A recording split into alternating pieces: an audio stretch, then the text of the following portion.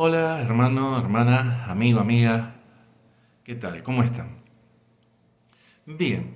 Estaba meditando un poco sobre la palabra y puse por título a este mensaje: ¿qué hacer cuando Dios dice no?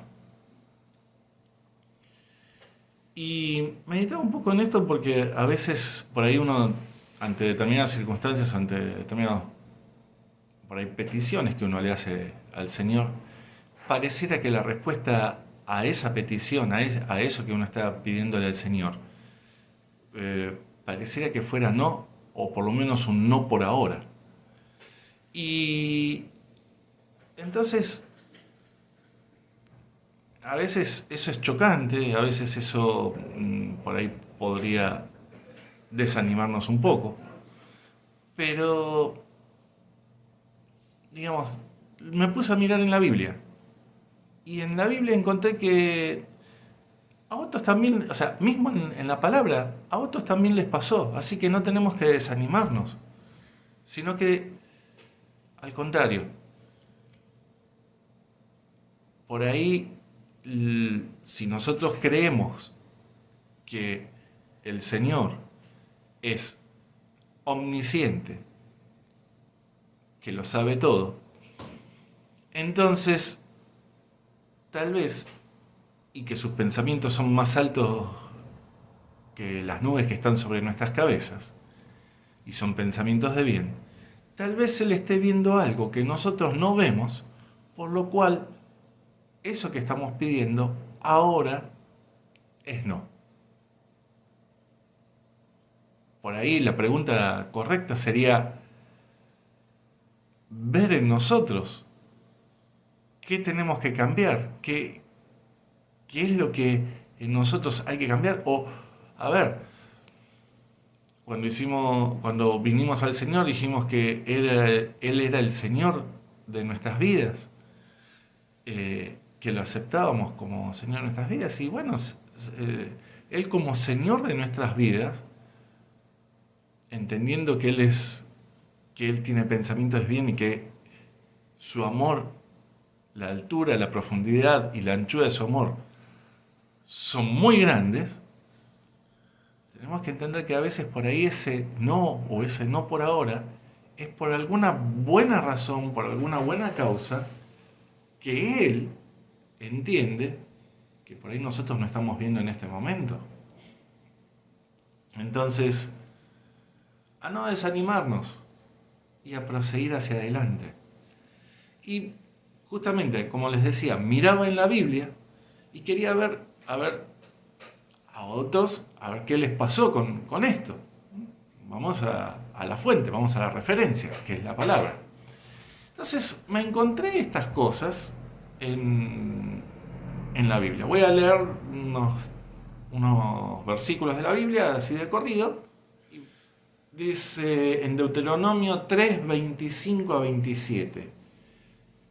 Acá está hablando Moisés pidiéndole a Jehová, a Dios, le está pidiendo que por favor lo deje pasar del río Jordán para ver la tierra prometida. Él llevó durante 40 años al pueblo de Israel por el desierto y ahora está frente a la tierra prometida, pero acuérdense que en un momento él también entró en desobediencia porque no hizo lo que el Señor pidió. Y entonces le rogaba por ver si podía entrar a la tierra prometida. Y dice acá en Deuteronomio 3:25 al 27: Pase yo, te ruego, y ve aquella tierra buena que está más allá del Jordán, aquel buen monte y el Líbano. Esto lo dice Moisés. Pero Jehová se había enojado contra mí a causa de vosotros, por lo cual no me escuchó. Y me dijo Jehová: Basta, no me hables más de este asunto. Sube a la cumbre del Pija y alza tus ojos al oeste y al norte y al sur y al este, y mira con tus propios ojos, porque no pasarás al Jordán. O sea, por esto que él se enojó en un momento a causa del pueblo, que no hizo lo que el Señor le había pedido hacer, hizo como a él le pareció, no pudo entrar a la tierra prometida. Entonces, el Señor le dejó mirar con sus ojos lo que era la tierra prometida. Pero no le dejó cruzar el Jordán, le dijo, no pasarás el Jordán. También esto le pasó a Pablo en un momento. Al apóstol Pablo, también siervo del Señor, dice en un momento, esto está en 2 Corintios 12, del 7 al 9, dice, y para que la grandeza de las revelaciones no me exaltase desmedidamente, me fue dado un aguijón en mi carne, un mensajero de Satanás, que me abofeté para que no me enaltezca sobremanera. Respecto a lo cual 3 veces he rogado al Señor que lo quite de mí. Y el Señor no se lo quitó. Le rogó Pablo y no se lo quitó. Lo que le respondió el Señor fue, y me ha dicho, bástate mi gracia, porque mi poder se perfecciona en la debilidad. Por tanto, de buena gana me gloriaré más bien en mis debilidades, para que repose sobre mí el poder de Cristo. No le quitó el aguijón. Le dijo, bástate mi gracia. O sea, supera esto por medio de la gracia en Cristo Jesús. Pero no le quitó el aguijón. Y después, al mismo Señor le pasó esto. Al mismo Señor. O sea, y si nosotros aprendemos de Él, a nosotros también nos puede pasar. O sea, no es algo extraordinario que tiene algún problema, alguna... No. Al mismo Señor Jesús le pasó. Y dice, entonces Jesús les dijo, mi alma está muy triste hasta la muerte. Esto está en Mateo 26, 38 al 40.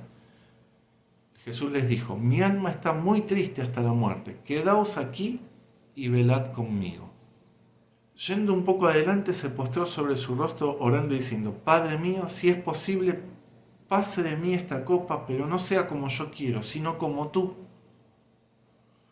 Vino luego a sus discípulos y los halló durmiendo y dijo a Pedro, ¿así que no habéis podido velar conmigo una hora? O sea, en este momento el Señor sabía lo que tenía, o sea, lo que le iba a acontecer por delante, el sacrificio que él iba a tener que hacer en la cruz.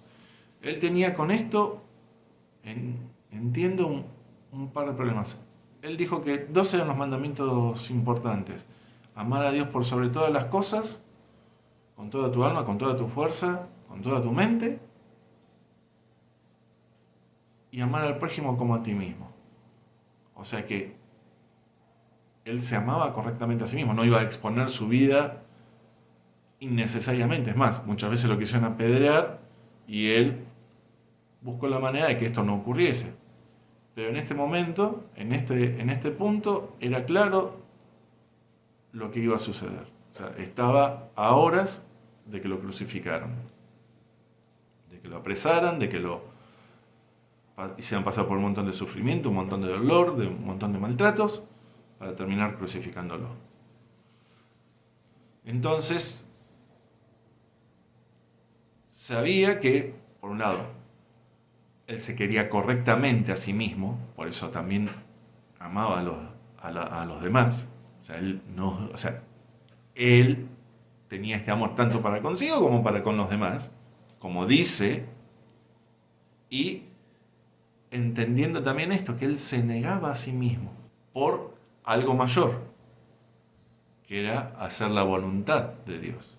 Pero en este hacer la voluntad de Dios, también él entendía que iba a acarrear como cordero, como sacrificio que él era, iba a acarrear todos nuestros pecados, todas nuestras maldiciones, todo lo que a nosotros nos separaba de Dios Padre.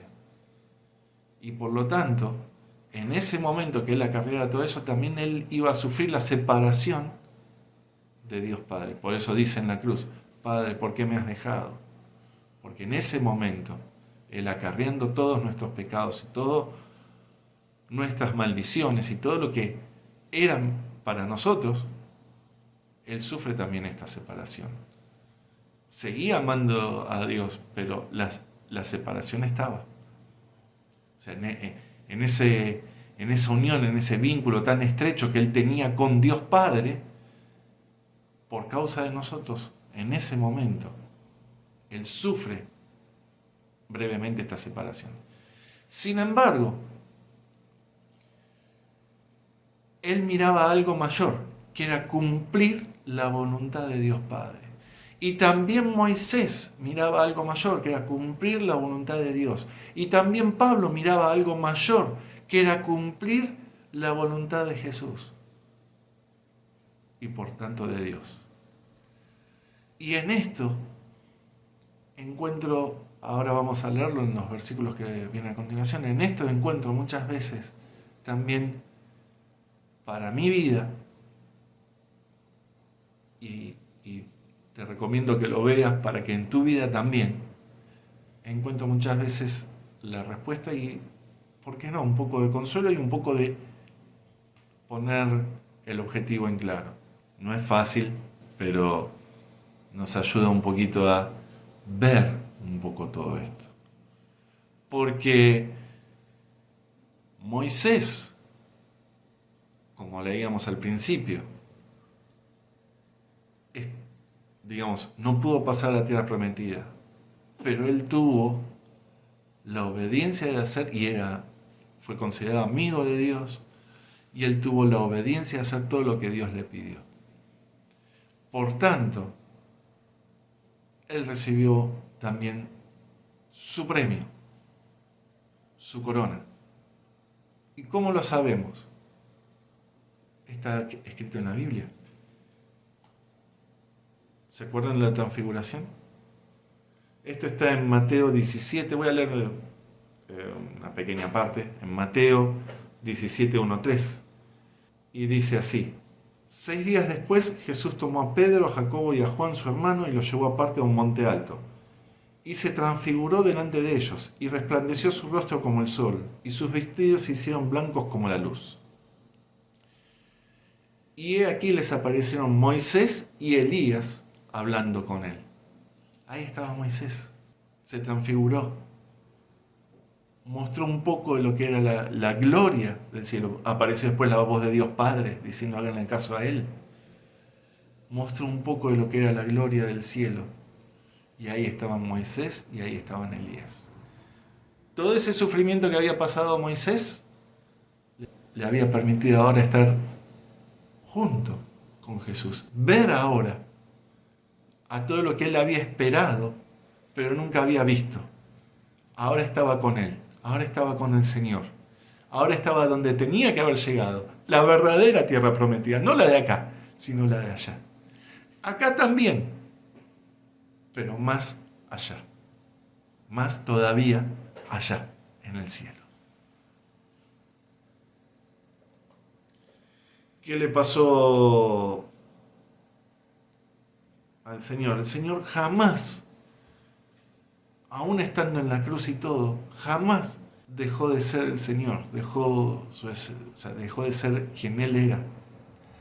Aún habiendo pasado por todo este sufrimiento, por todo este dolor, por todo, por la crucifixión, aún estando clavado en la cruz, en medio de 2 ladrones. ¿Se acuerdan de la historia de los 2 ladrones?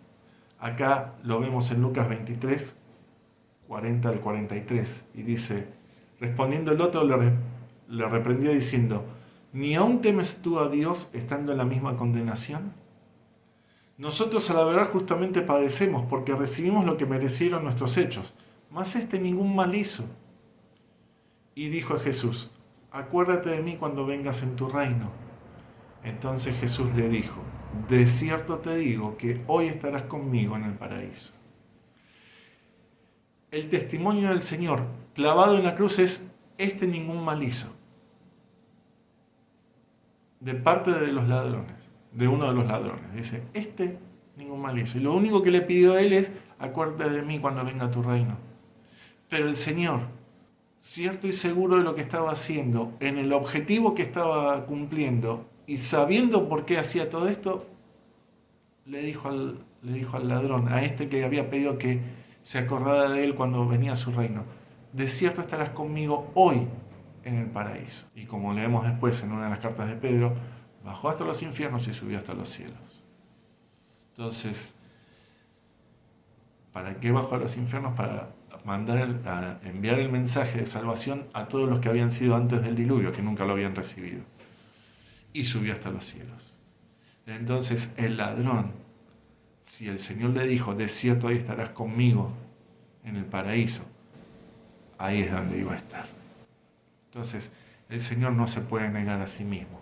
Él sabía el objetivo, él sabía a dónde iba, pero sabía que tenía que pasar por todo esto y que tenía que ocurrir estas cosas, pero el objetivo era mayor. Y tocante a esto, Pablo mismo habla sobre esto.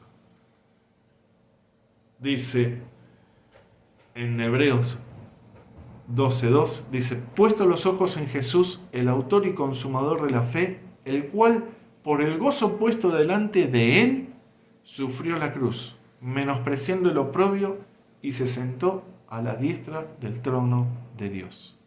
Sabía Pablo a dónde había ido el Señor. Y Pablo sabía de sí mismo también qué era lo que tenía que hacer. Y esto también es para nosotros. También es para que nosotros tengamos en cuenta hacia dónde tenemos que dirigir nuestra mirada y nuestros pasos.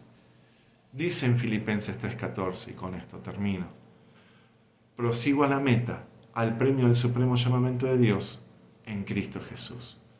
Nuestro supremo llamamiento, nuestra meta, es estar un día con Él en los cielos, con Cristo Jesús, como lo está Moisés, como está este ladrón y como lo están muchos más. Entonces, más allá de lo que pasemos y más allá de que a veces tengamos o no tengamos lo que por ahí pedimos al Señor, nuestra mirada tiene que estar puesta siempre en Él, mirando la meta, que es estar un día con Él. Y con esto no quiero decir que no oremos y no pidamos por cosas ni nada de eso. Pero si el Señor nos dice no, pensemos que Él sabe más y que lo importante es que un día vamos a estar con Él. Hasta aquí la meditación. Que el Señor les bendiga y recuerden que los días miércoles tenemos las meditaciones y los días domingo las predicaciones de nuestro pastor. Hasta entonces, que el Señor les bendiga y que tengan buenas jornadas.